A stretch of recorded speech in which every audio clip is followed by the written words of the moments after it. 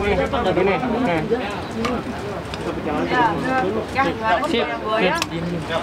Saudara MYD memenuhi panggilan untuk dilakukan pemeriksaan sebagai tersangka di Krimsus Polda Metro Jaya sampai dengan pukul 10 atau 22.00 selesai pemeriksaan. Yang bersangkutan sementara dipulangkan. Nanti kita buat wajib lapor yang bersangkutan karena kasih dari penyidik masih menunggu nanti hasil pemeriksaan dari saudari GA. Yang kita ketahui bersama, kemarin sudah saya sampaikan juga bahwa saudari GA melalui kuasa hukumnya menyerahkan satu surat kepada penyidik untuk bisa diundur pemeriksaannya hari Jumat nanti. Kami sudah konfirmasi ke kuasa hukum. Insya Allah hari Jumat nanti akan hadir sekitar pukul 10 pagi hari nantinya. Nah, dari hasil itulah nanti kemudian akan kita gelar perkara. Masih menunggu saudari GA nanti untuk dilakukan pemeriksaan, Mas. Ya. Nanti hasilnya dari saudari GA seperti apa sebagai tersangka nanti digelar perkara. Digelar perkara untuk menentukan apakah akan ditahan atau tidak. Apa rencana tidak lanjut ke depan setelah ini? Nantinya akan kita memeriksa saksi ahli. Ada beberapa saksi ahli nanti akan kita lakukan pemeriksaan. Nanti kalau pengumpulan alat bukti sudah lengkap semuanya, baik itu bukti dari keterangan saksi, bukti petunjuk, mungkin bukti surat, bukti-bukti yang lain. Kalau sudah lengkap semuanya, baru kita akan lakukan gelar perkara.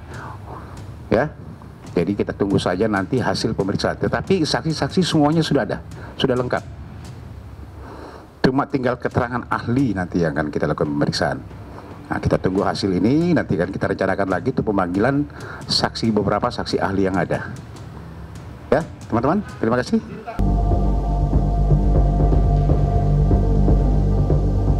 Selamat malam semua.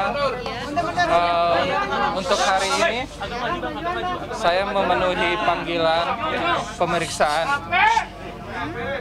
dan sebagai warga Indonesia saya taat akan hukum dan saya akan berusaha kooperatif. Untuk hal yang terjadi selama ini saya benar-benar menyesal.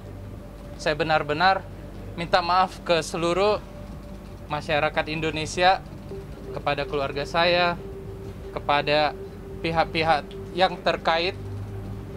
Saya minta maaf untuk itu semua. Dan saya benar-benar menyesal atas semua yang sudah saya lakukan. Mungkin ini adalah hukuman dari Tuhan kepada saya. Dan saya mohon untuk semua teman-teman,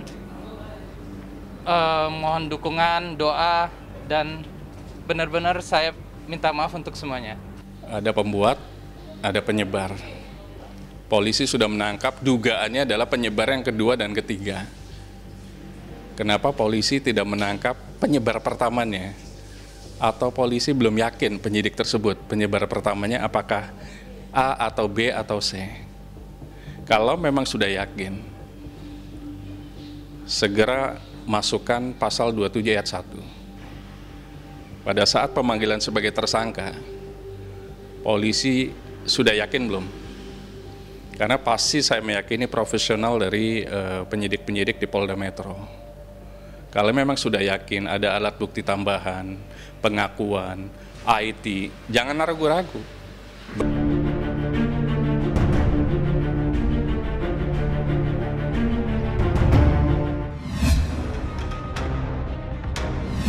Lega untuk keluarga.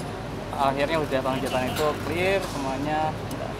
Saya nggak pernah ketemu juga, saya nggak tahu. Jadi intinya saya sama Gisel itu cuma rekan kerja pada saat ketemu di panggung. Mungkin karena dia lagi ribet juga, jadi ya belum sempat ada komunikasi. Semuanya mudah-mudahan baik-baik aja dan semuanya berjalan dengan baik dan seperti biasanya. Lega, udah beres. Leganya karena insya Allah nggak ada yang ngehujat kita lagi dan komentar miring tentang keluarga. Ya, intinya saya sama Gisel itu baik-baik aja. Secara hukum bahwa sementara tertuduh di Indonesia kan wajar aja gitu ya, walaupun harusnya nggak gitu. Nah, ketika memang sekarang terbukti, ya alhamdulillah ya Allah membuka mata semua orang bahwa ternyata bukan beliau. Ya udah, maksudnya insya Allah secara psikologis akan lebih berhati-hati lagi gitu. Ya, lebih peka, lebih sensitif terhadap situasi dan lingkungan yang banyak kemasannya daripada realitasnya. Ya.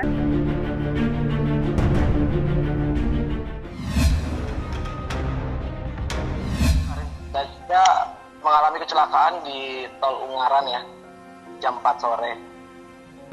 Mobil yang dikendari oleh Caca itu menghindari tabrakan beruntun, akhirnya mobilnya Caca pindah jalur. Ditabrak lagi sama bus. Caca bersama temannya, dia habis merayakan tahun baru ya bersama keluarganya di Surabaya, Sidoarjo. Jadi memang dari perjalanan dari Sidoarjo menuju Jakarta. Pas di TKP memang Caca memang sudah tidak sadarkan diri, langsung dibawa ke rumah sakit umum daerah Ungaran ya. Jadi beberapa korban yang tabrakan beruntun itu juga dibawa ke sana.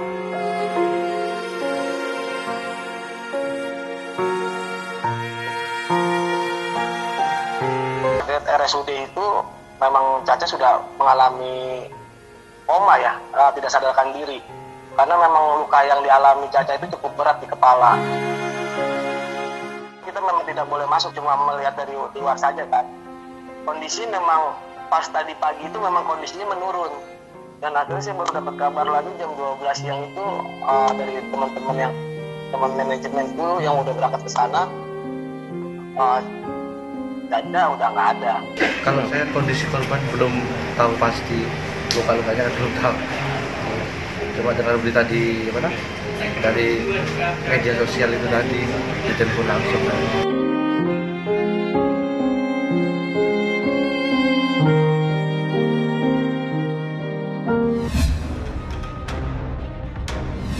Bapak Ibu sedherek kula sedaya ingkang tansah kula hormati menawi kula lan panjenengan sedaya nggih menika takziah wonten ngati mriki panggenan boten sanes ingkang dipun suwun-suwun dumateng si mayit nggih menika boten sanes nggih menika doa panjenengan sedaya menawi panjenengan saged ikhlas wa insyaallah mayit niki mati dalam keadaan husnul khotimah. Amin. Mungkin malah keluargane mesakaken nggih sebab kula lan panjenengan sedaya tiyang sedo terus Kanjeng Nabi siji cepet-cepet nang dimandikan.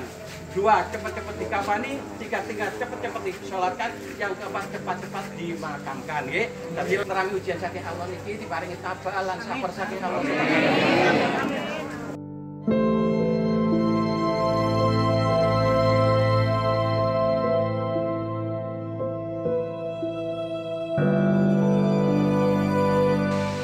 Allahu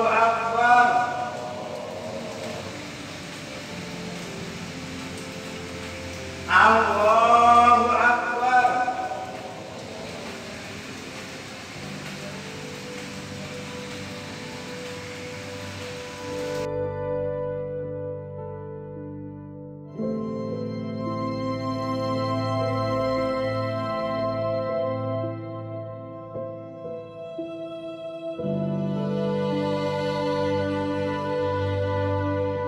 Koncoku, aku urip lan mati ngugemi kalimat la ilaha illallah Muhammadur Rasulullah sallallahu alaihi wasallam.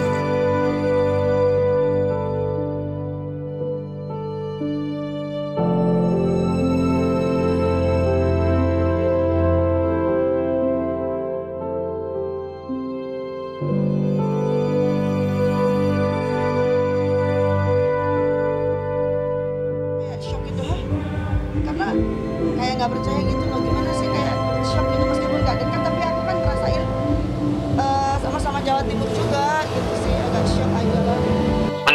Meninggal tadi siang jam 12.00 di rumah sakit RSUD Ungaran.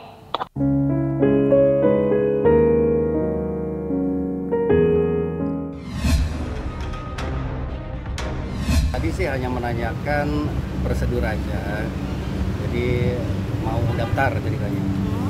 Ya kita silakan daftar, kita terbuka, hanya bertanya tentang masalah warisan aja.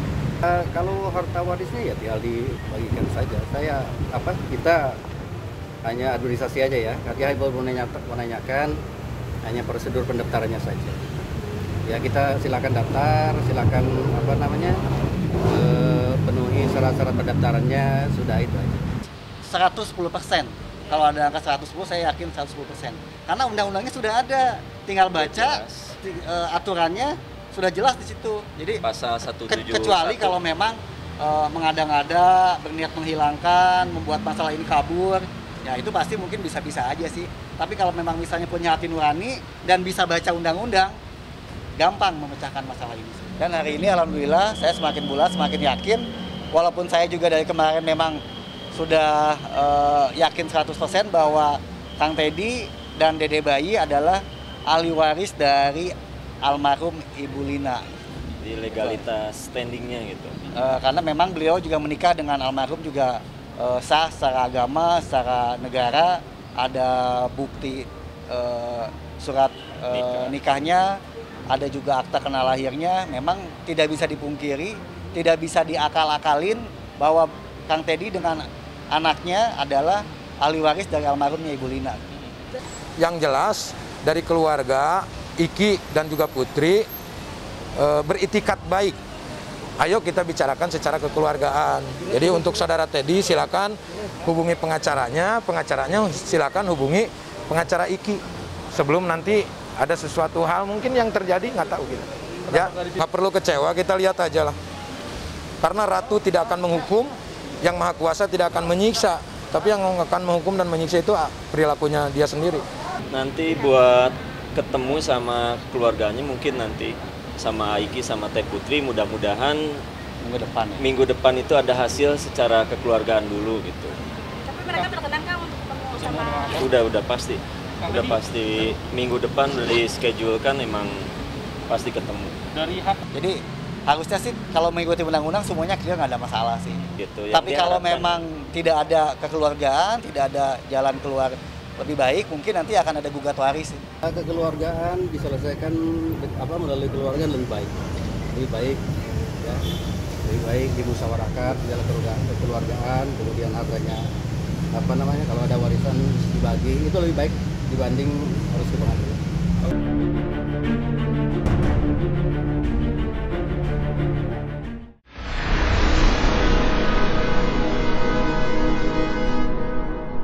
Jadi jangan lupa untuk subscribe Cumi Cumi. Ditekan ya tombol lonceng merahnya.